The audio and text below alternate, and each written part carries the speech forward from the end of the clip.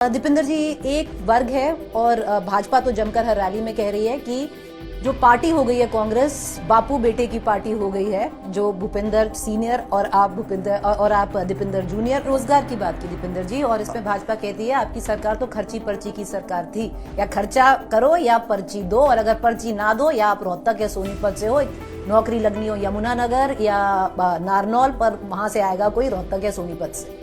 हरियाणा को कच्ची नौकरी की राजधानी बना दिया। सबसे ज्यादा पेपर लीक घोटाले कौन सी सरकार में हुए? इस सरकार में। सबसे ज्यादा भर्ती घोटाले कौन सी सरकार में हुए?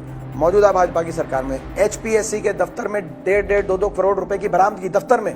हरियाणा के नौजवानों को का शोषण इतनी बुरी तरह इस सरकार ने किया। हरियाणा के नौजवान को केवल मिली इस सरकार से तारीख पे तारीख।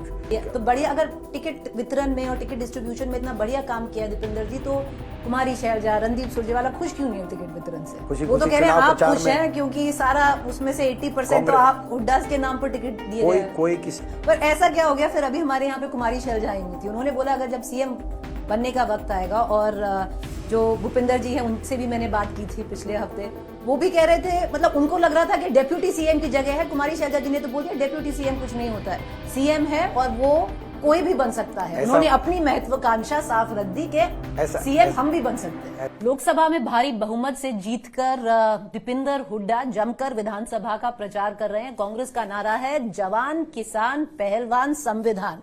उसके आगे खड़े हैं नौजवान दीपिंदर सिंह हुड्डा। बहुत शुक्रिया आप हमसे जुड़े, आपने वक्त निकाला दीपिंदर जी।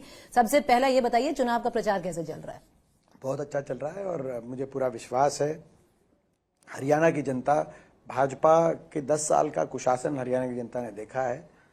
हरियाणा को विकास और खुशहाली का जो प्रतीक प्रदेश हुआ करता था, आज उस हरियाणा को विकास और खुशहाली के रास्ते से उतार कर देश में बेरोजगारी में नंबर 1 बना दिया हरियाणा भाजपा ने। देश में नशे में नंबर 1 बना दिया भाजपा ने। देश में अपराध दर में नंबर 1 आज हरियाणा बन गया है। और हर वर्ग की इन 10 वर्षों में इतनी अनदेखी हुई है, जो मैं समझता हूं कि हर वर्ग आज भाजपा से नाराज है हरियाणा में। भ्रष्टाचार, महंगाई की मार, और लोगों ने तय कर लिया है कांग्रेस के नेतृत्व में हरियाणा में सरकार बनने जा रही है। दीपिंदर जी, पहले तो कैंपेन बड़ा जोर पे था, आप कह रहे हैं थोड़ी ढील हो गई है, कांग्रेस उतना जमकर नहीं है जैसे जो पहले प्रोजेक्शन था नंबर का। इस बार बीजेपी वाले कह रहे हैं, कौन कह रहा है? आपको लग रहा है कि अभी भी बिल्कुल सही स्तर पर कैंपेन चल रहा है? मुझे पूरा विश्वास है।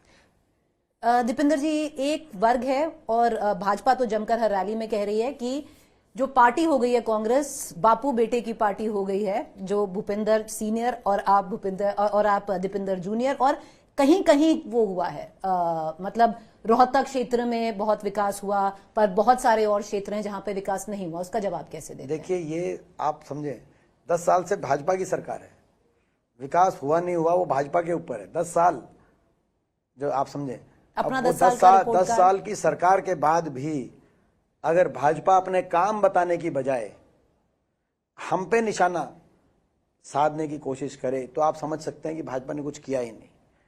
हरियाणा 10 साल पहले हुड्डा सरकार के कार्यकाल में, कांग्रेस सरकार कार्यकाल में विकास का एक प्रतीक प्रदेश था। संपूर्ण हरियाणा में कार्य हुए थे। मैं एक उदाहरण आपको दूं। हमारी जब सरकार थी तो 81 किलोमीटर मेट्रो, 4 शहरों को मेट्रो से जोड़ने का हमने काम किया था, गुड़गांव, फरीदाबाद, बल्लभगढ़, भादुगढ़। 10 साल में 1 इंच भी मेट्रो, 1 खंबा भी मेट्रो का इस सरकार में नहीं बना। हमारी सरकार में 12 विश्वविद्यालय हरियाणा के कोने कोने में स्थापित किए गए थे। 12 विश्वविद्यालय, लाला लाजपत राय यूनिवर्सिटी हिसार की बात हो, भगत फूल सिंह यूनिवर्सिटी सोनीपत की बात हो, Baba Saheb Bhimrao Ambedkar ji national law university, Rajiv Gandhi education city की बात रही हो। 12 विश्वविद्यालय हरियाणा कोने कोने में स्थापित हुए। इस सरकार में 10 साल में एक भी इन विश्वविद्यालय कहीं स्थापित नहीं किया। हमारे समय 250 किलोमीटर रेल की लाइन या तो बिछ गई थी और बाकियों पे काम चल रहा था। इस सरकार में 1 इंच भी नई रेल की लाइन, इन्होंने नई रेल की लाइन मंजूर नहीं करी 10 साल के अंदर। हमारे समय 5 बिजली पैदा करने के बड़े कारखाने, थर्मल्स और परमाणु कारखाने हरियाणा कोने कोने में, यमुनानगर के अंदर, खेदड़ हिसार में, झज्जर में, झाड़ली में, कानपुर में, और एक फतेहाबाद में परमाणु का कारखाना, ताकि बिजली की पैदावार बढ़े। इनके 10 साल में एक कोई बिजली का पैदा करने का कोई कारखाना, बिजली की डिमांड तो बढ़ी लेकिन उसकी पूर्ति करने के लिए कोई एक नया कोई यूनिट हरियाणा में नहीं लगा। केवल जो अदानी जैसे समूह से जो पावर परचेज एग्रीमेंट था उसको रिवाइज करके और उसकी बड़ी कीमतों पे खरीदने का काम अदानी समूह से सरकार ने किया। इसके अलावा बिजली क्षेत्र के अंदर कोई काम नहीं किया। हमारे समय पूरे हरियाणा प्रदेश में 2632 नए स्कूल सरकारी क्षेत्र के अंदर स्थापित किए गए थे। बीजेपी की इन 10 साल की सरकार में 5000 स्कूल बंद कर दिए गए या मर्ज कर दिए गए। तो विकास कहीं हुआ नहीं पूरे प्रदेश में। ये मैंने कुछ आपको एक फैक्ट, इसी तरीके से औद्योगिक निवेश है। तब हरियाणा कांग्रेस राज्य में प्रति व्यक्ति आय और प्रति व्यक्ति निवेश में नंबर 1 था। सबसे ज्यादा इन्वेस्टमेंट रेट हरियाणा में थी और 6 बड़े IMTs industrial mall township Haryana में स्थापित किए गए थे। मानेसर के अंदर IMT की बात हो, रोहतक में IMT की बात हो, फरीदाबाद में IMT की बात हो, रोजका मेव में IMT की बात हो, इंडस्ट्रियल मॉल टाउनशिप्स, बड़े औद्योगिक क्षेत्र। और इन औद्योगिक क्षेत्रों में देश विदेश की सारी मैं समझता हूं का निवेश का एक मैग्नेट हरियाणा बनके उभर रहा था।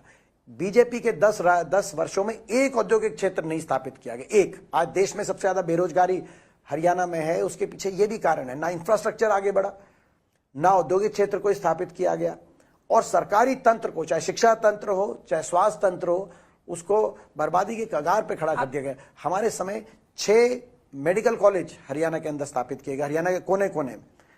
चाहे कल्पना चावला मेडिकल कॉलेज करनाल हो, चाहे शहीद हसन खां मेवाती मेडिकल कॉलेज मेवात में हो, ESI मेडिकल कॉलेज उस समय फरीदाबाद में बना, खानपुर कला में सोनीपत के अंदर महिला मेडिकल कॉलेज, महिला फर्स्ट मेडिकल कॉलेज जो वहां पे स्थापित हुआ, एम्स बाड़सा के अंदर आया।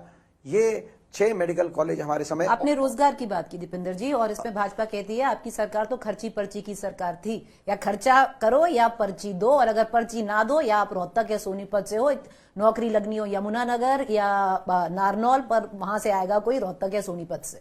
देखिए, वही मैंने कहा कि 10 साल के बाद भी भाजपा अगर खुद के काम ना बता पाए और 10 साल पुरानी जो है कहते बातों को लेकर और हमको निशाने पे लेने का प्रयास करे, इससे ये पता चलता है उन्होंने कुछ किया ही नहीं 10 साल में। और इस मुद्दे पे भी मैं धन्यवाद करता हूं आपका।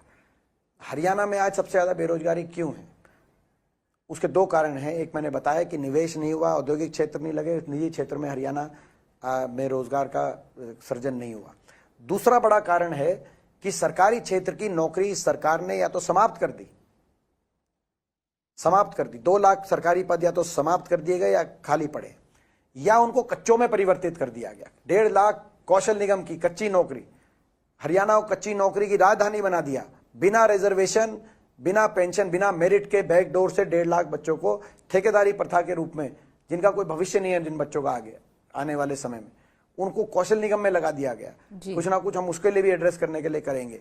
और साथ में जहां तक नौकरियों की बात है, मैं इसकी सरकार पे आता हूं। सबसे ज्यादा पेपर लीक घोटाले कौन सी सरकार में हुए? इस सरकार में हुए। सबसे ज्यादा भर्ती घोटाले कौन सी सरकार में हुए? मौजूदा भाजपा की सरकार में। HPSC के दफ्तर में 1.5-2 करोड़ रुपए की बरामदगी दफ्तर में। ये तो जो बरामद हो गए, वो जो बिना बरामद होकर जो लिस्ट निकली गई उनका क्या होगा? जो पिछले 5 साल का देखिए आप, या तो लिस्ट निकली नहीं, कुछ जो लिस्ट निकली बड़ी जो है HPSC के माध्यम से या SSC के माध्यम से, ज्यादातर लिस्ट नहीं निकली 5 साल में।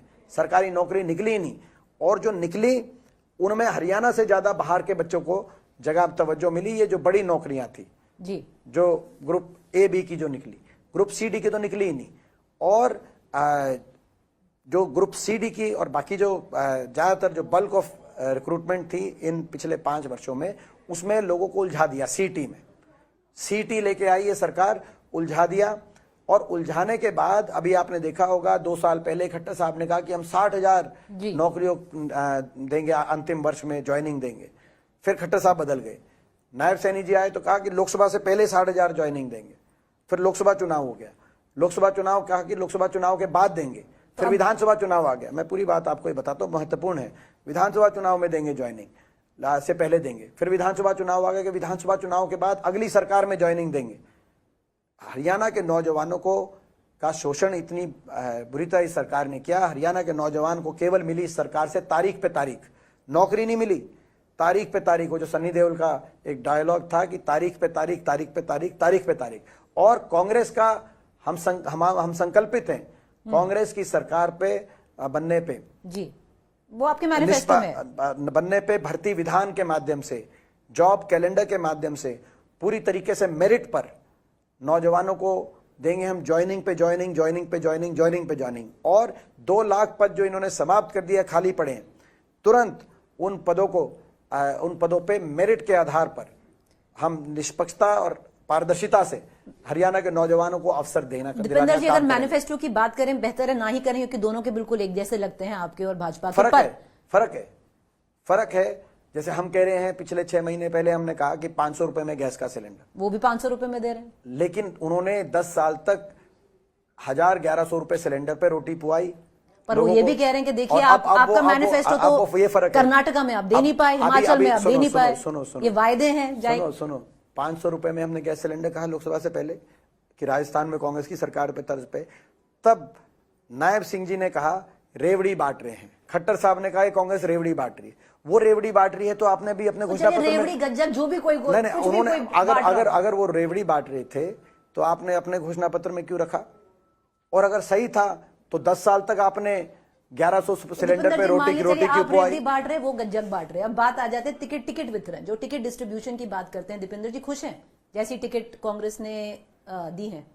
देखिए, कांग्रेस आला कमान ने अपनी जो इनकी तय प्रक्रिया रहती है टिकट वितरण की, उसके माध्यम से सर्वे के आधार पर मजबूत से मजबूत प्रत्याशियों को फील्ड में उतारने का काम किया है। हम धन्यवाद करते हैं कांग्रेस शीर्ष नेतृत्व, बढ़िया टिकटें दी है। और इसमें कई पहलू बहुत अच्छे हैं जी। जैसे नौजवानों को, गैर राजनीतिक पृष्ठभूमि के अनेकों नौजवानों को जो अवसर मिला है, 30 अंडर 40, 30 ऐसे नौजवान जो 40 साल से कम हैं और गैर राजनीतिक पृष्ठभूमि के ऐसे नौजवानों को जो अवसर मिला है, मैं समझता हूं कि वो भी जो है मैं बढ़िया। अगर टिकट वितरण में और टिकट डिस्ट्रीब्यूशन में इतना बढ़िया काम किया है दीपेंद्र जी, तो कुमारी शैलजा, रणदीप सुरजेवाला खुश क्यों नहीं है टिकट वितरण से?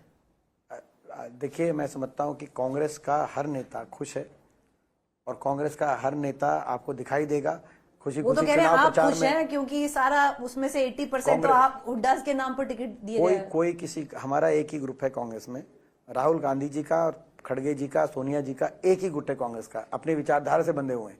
और हमारी टिकट, कांग्रेस पार्टी की टिकट प्रक्रिया डिस्ट्रीब्यूशन की एक प्रक्रिया रहती है, आपको पता है। मैं सोचता हूँ व्यक्तिगत रूप से किसी की बात नहीं रहती, इसमें सामूहिक फैसले रहते हैं। कांग्रेस में हमारी स्क्रीनिंग कमेटी बनती है, एआईसीसी से, वो शॉर्टलिस्ट करती है, पैनल बनाती है और वो पैनल बनाकर सेंट्रल इलेक्शन कमेटी के सामने लेके जाती है, जिसमें सोनिया जी, खड़गे जी, राहुल जी जिसके सदस्य रहते हैं, और सारा से किसी नेतृत्व, उनका अपना सर्वे रहता है, प्रदेश का अपना सर्वे रहता है, और उसके आधार पर कांग्रेस का केंद्रीय नेतृत्व अपने विवेक से मजबूत प्रत्याशी देता है, किसी ग्रुप को देख के नहीं देता। दीपेंद्र जी, ये तो कह सकते हैं ना कि ये चुनाव हरियाणा में भूपिंदर सिंह हुड्डा के नेतृत्व में लड़ा जा रहा है, कह सकते हैं? देखिए, कांग्रेस के हरियाणा की कांग्रेस की अध्यक्षता चौधरी उदय भान जी कर रहे हैं जी, उनके नेतृत्व में लड़ा जा रहा है। नेता विपक्ष चौधरी भूपिंदर सिंह हुड्डा जी हैं, उनके नेतृत्व में भी लड़ा जा रहा है, और कांग्रेस के तमाम वरिष्ठ नेता हैं जो कांग्रेस में अपना सहयोग कर रहे हैं, उनके नेतृत्व में भी लड़ा जा रहा है।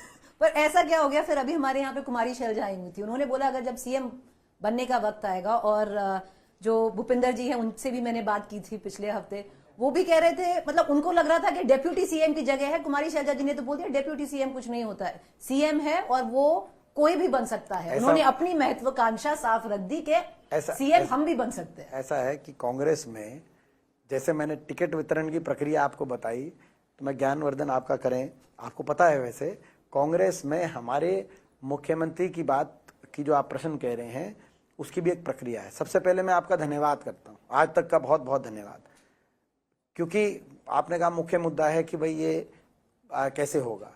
तो मुख्य मुद्दा अगर ये है कि मुख्यमंत्री कौन बनेगा, तो यानी कि मुख्य मुद्दा, पहला तो आप ये मान गए कि जो चुनाव तो कांग्रेस जीत चुकी है। आप मुख्यमंत्री की बात तो तब हो जब चुनाव, तो यानी कि आप ये मान चुके हैं कि मुख्य मुद्दा ये नहीं रहा कि कौन चुनाव जीत रहा है, कांग्रेस चुनाव जीत रही है। मुद्दा ये है कि चुनाव जीतने के बाद क्या होगा, कौन मुख्यमंत्री बनेगा, और उसकी हमारी सेट प्रक्रिया।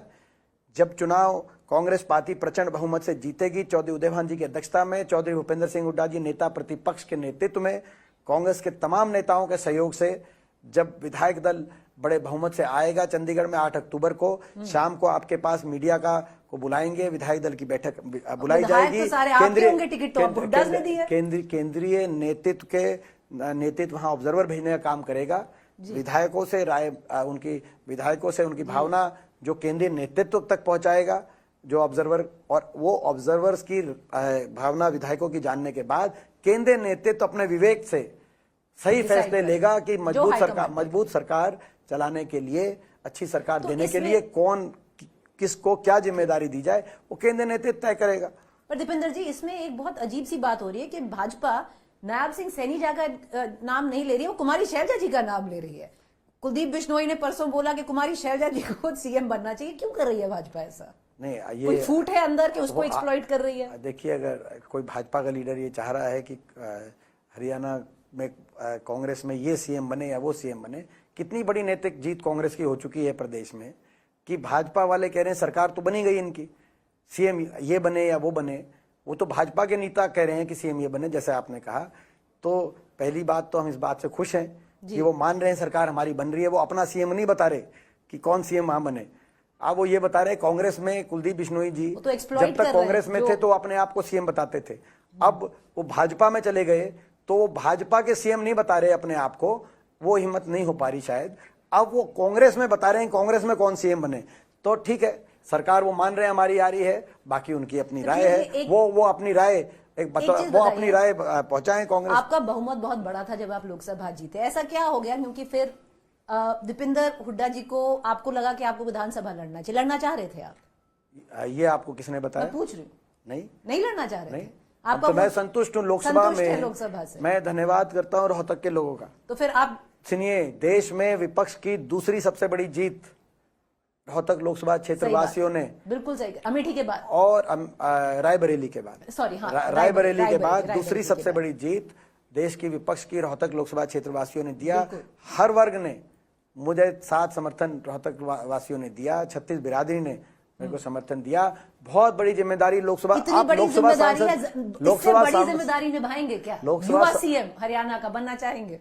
देखिए, वो मैंने आपके प्रश्न का उत्तर पहले ही दे चुका मैं कि हमारे पार्टी की एक सेट प्रक्रिया है, उसके अनुसार किसकी क्या जिम्मेदारी बनेगी जी, और वो तय होगी। तो रेस से बाहर नहीं है आप? देखिए, मैंने जैसे कहा, नहीं, मैं संतुष्ट हूँ बतौर सांसद। मैं संतुष्ट हूँ बतौर सांसद, और हरियाणा के अंदर हुड्डा साहब के नेतृत्व में, उदय भान जी के नेतृत्व में हम चुनाव लड़ रहे हैं।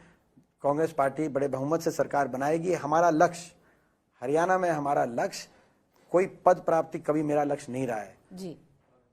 लक्ष्य केवल बदलाव लाकर हरियाणा को उज्जवल अच्छे भविष्य की तरफ लेके जाना है। जो बीजेपी ने हरियाणा को बर्बादी के कगार पे जो खड़ा कर दिया, हरियाणा बचना चाहिए, हरियाणा का भविष्य बचना चाहिए, हरियाणा आगे जाना चाहिए, ये लक्ष्य है। जब मैं आज से 20 साल पहले अमेरिका में काम करता था as a working professional technology sector में, उसके बाद मैनेजमेंट कंसल्टेंट के रूप में, मैं बहुत सेटिस्फाइड था। सुपरफिशियल लाइफ से भौतिक संतुष्टि थी, लेकिन आत्मिक संतुष्टि नहीं मिली मुझे वहाँ, क्योंकि मुझे लगता था अपने देश के लिए मैं कुछ कर पाऊँ, अपने लोगों के लिए कुछ कर पाऊँ, प्रदेश के लिए कुछ कर पाऊँ, तो मुझे अपने जीवन में वो प्रयास करना चाहिए। वही सोच लेके मैं वापस आया था। मैं धन्यवाद करता हूँ हरियाणा के लोगों का कि इन 20 वर्षों में 5 लोकसभा चुनाव मैंने लड़े, 5 बार मुझे बहुत आशीर्वाद मिला, और कांग्रेस पार्टी की 5 बार रोहतक लोकसभा क्षेत्र में न सिर्फ हरियाणा मगर पूरे हमारे पश्चिम उत्तर भारत में सबसे ज्यादा मत प्रतिशत रोहतक में मिली। तो इतना बड़ा आशीर्वाद लोगों ने दिया। मैं तो अपना जो लक्ष्य लेके अमेरिका से वापस आया था, प्रतिदिन उस लक्ष्य की प्राप्ति देश, प्रदेश और अपने क्षेत्र की लोगों की सेवा में प्रतिदिन वो लक्ष्य प्राप्ति होती है। मेरे लिए यही लक्ष्य है कि अब हमारा प्रदेश के उज्जवल भविष्य के लिए बदलाव जरूरी है और कांग्रेस की सरकार जरूरी है, और उस लक्ष्य प्राप्ति के लिए हम प्रयास कर रहे हैं, और आने वाले समय में मुझे पूरा विश्वास है। बाकी आप ये प्रश्न करके मुझे लगता है प्रीति जी, आप भी कहीं ना कहीं घर में लड़ाई कराने की तैयारी कर रहे हैं। मैंने इंटरव्यू किया था आपके पिताजी का, उन्होंने साफ बोला, देखिए प्रीति जी, मैं नादर टायर्ड नॉर रिटायर्ड। फिर मैंने उनसे ये भी पूछा कि अगली नेक्स्ट जनरेशन, क्योंकि 77 इयर्स के हो गए हुड्डा साहब, अब नेक्स्ट जनरेशन कब आएगी? उनका वक्त आएगा, अब वो वक्त कब आएगा मैं वही पूछ रही थी। आप हमारे देश और हमारे प्रदेश की संस्कृति से वाकिफ हैं जी। जब उन्होंने एक बात कह दी आपको, तो उसमें बहुत कुछ कह दिया उन्होंने। सही बात। बस एक आखिरी सवाल करूंगी दीपेंद्र जी, आपके पास वक्त भी कम है। बहुत लोग जानना चाहते हैं कि जब विनेश को कैसे लाया गया, क्या वो खुद आना चाहती थी, क्या आप एक कैटलिस्ट बने कि आपने उनको राजनीति में लेके आए, क्या हुआ? ये उनका स्वयं का निर्णय था जी। और हमने उनकी न्याय की लड़ाई में ईमानदारी से साथ देने का काम किया और कांग्रेस पार्टी ने साथ देना का काम किया, मैंने साथ देने का काम किया। उसके बाद जब ओलंपिक में जो हुआ वो आपने देखा, उनकी फीलिंग्स हर्ट हुई और उन्होंने दुनिया को साबित किया, जो लोग कह रहे थे कि चले हुए कारतूस हैं, उन्होंने उनको गलत साबित किया, ओलंपिक फाइनल तक पहुंच जी। और उसके बाद जब उन्होंने रिटायरमेंट का अपना मन बनाया, तब मैं समझता हूं कि ये उनका व्यक्तिगत फैसला था कि राजनीतिक जीवन में वो आना चाहती थी, क्योंकि वो कुछ करना चाहती थी, जो जनभावना उनके लिए बनी थी उसको लेकर कुछ करना चाहती थी। और इस बात को लेकर कांग्रेस पार्टी तय करी। बड़ा अन्याय हुआ, आपने देखा इन बेटियों के साथ। 6-6 महीने दिल्ली की सड़कों पे जैसे घसीटा गया, इनको एफआईआर तक दर्ज करने से मना कर दिया देश की सरकार ने, और उसके बाद सुप्रीम कोर्ट ने एफआईआर दर्ज कराई। तो इससे घोर अन्याय। सरकार भेदभाव नहीं कर सकती, सरकार नागरिक में फर्क नहीं कर सकती, सरकार को राजधर्म कहीं ना कहीं कम से कम बेटियों की इज्जत को किसी दृष्टि की, किसी यहाँ पे तो दुश्मन की बेटी की, बहन बेटी की इज्जत भी अपनी इज्जत मान के चलने वाली देश की संस्कृति है। ये वो देश की संस्कृति है जहाँ महाभारत में, कुरुक्षेत्र में, हरियाणा में महाभारत का युद्ध हुआ जब द्रौपदी की इज्जत पे बात आई।